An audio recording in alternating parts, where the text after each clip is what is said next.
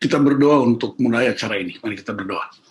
Bapa di sorga, kami bersyukur kepadamu karena kasih karunia Tuhan, rahmat-Mu baru setiap pagi. Dan kami bangun pagi menikmati rahmat-Mu, mengalami kuasa firman Tuhan, dan terus membagikannya kepada orang lain sebagai gaya hidup Kristus. Dalam kemuliaan-Mu kami datang kepadamu. Haleluya. Amin. Oke, mari kita buka Filipi pasal 2.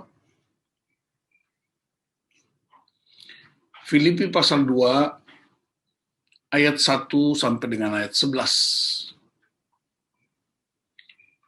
Filipi 2 ayat 1 sampai 11. Demikianlah firman Tuhan.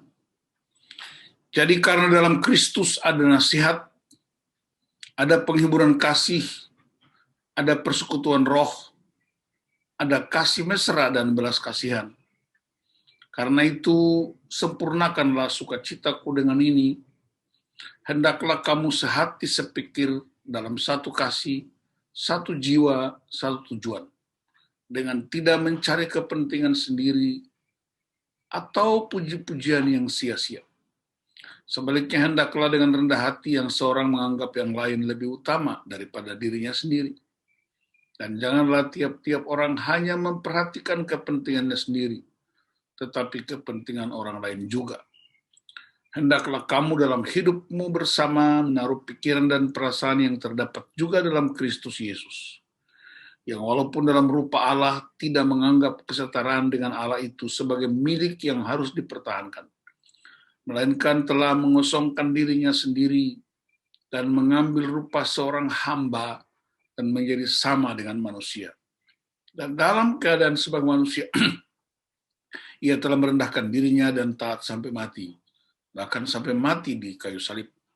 Itulah sebabnya Allah sangat meninggikan dia dan mengaruniakan kepadanya nama di atas segala nama, supaya dalam nama Yesus bertekuk lutut segala yang ada di langit dan yang ada di atas bumi dan yang ada di bawah bumi, dan segala lidah mengaku Yesus Kristus adalah Tuhan bagi kemuliaan Allah Bapa.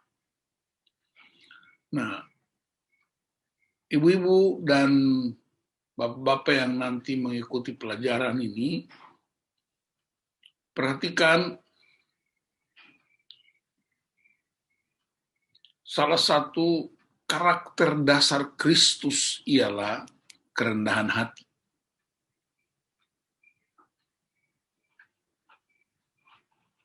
Saya percaya kita semua punya tujuan.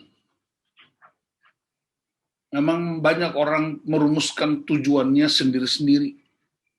Tapi kalau kita belajar dari Alkitab, tujuan utama para pelayan, para serayan, para pemimpin yang sungguh-sungguh hidup saleh ialah mencerminkan kehidupan Kristus dalam kehidupan sehari-hari, baik di dalam maupun di luar, kelihatan maupun tidak kelihatan.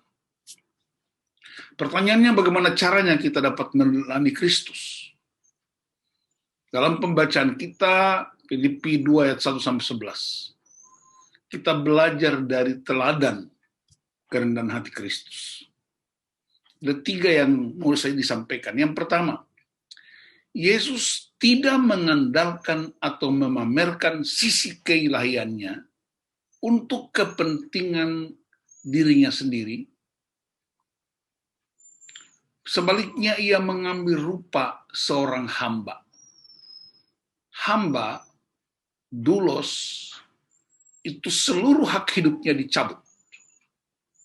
Dia tidak punya kesempatan apapun. Dia seringkali tidak dianggap orang, tapi dianggap barang.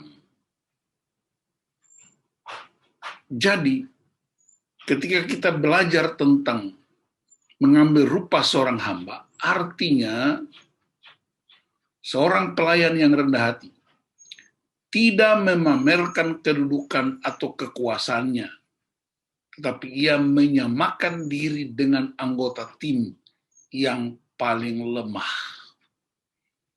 Ingatlah bahwa kekuatan tim itu terletak pada orang yang paling lemah. Rantai yang kuat itu, kekuatan rantai itu tergantung pada sisi yang paling lemah. Yang kedua, Yesus mendemonstrasikan kerendahan hati melalui ketaatannya kepada Allah Bapa. Seorang pemimpin, seorang pelayan, seorang serayan yang rendah hati tidak memaksakan kehendaknya kepada Allah Bapa, tetapi tunduk kepada perintah Allah. Ingat, firman Tuhan itu bukan undangan, bukan saran, tetapi firman Tuhan itu adalah perintah. Perintah dari Tuhan yang punya otoritas atas hidup kita. Yang ketiga, Yesus menanti Bapaknya untuk mengangkatnya. Seorang pemimpin atau pelayan atau serayan yang rendah hati tidak merebut kekuasaan atau kedudukan. Ia menunggu dengan sabar saat Allah meningkatkan pengaruhnya. Karena itu, mintalah kepada Tuhan, kepada Allah, untuk menolong kita dapat meneladani Kristus yang rendah hati, supaya orang lain melihat Yesus dalam diri kita.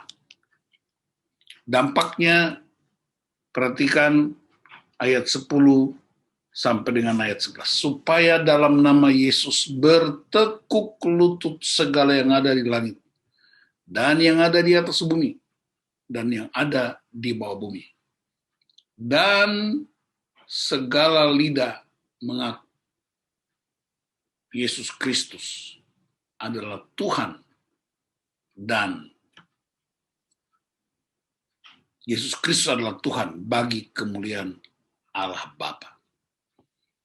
Jadi kerendahan hati itu berdampak, bayangkan dampak kerendahan hati ialah dalam nama Yesus bertekuk lutut segala yang ada di langit dan yang ada di atas bumi dan yang ada di bawah bumi.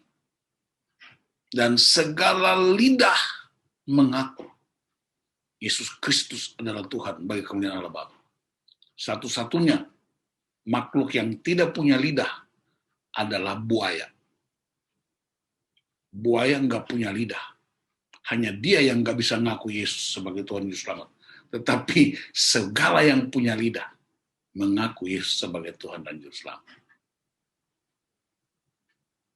Jadi dalam pelayanan gereja, karena ibu-ibu adalah penggerak utama di dalam pelayanan di jemaat, dan bapak-bapak yang akan mengikutinya,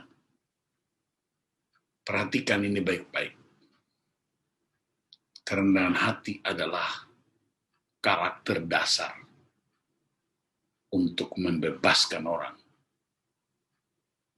dari segala keterpurukan. Tuhan Yesus memberkati kita. Amin. Kita berdoa untuk firman Tuhan. Bapak, aku menyerahkan firman ini menjadi inspirasi buat kami untuk menata pelayanan yang lebih maksimal.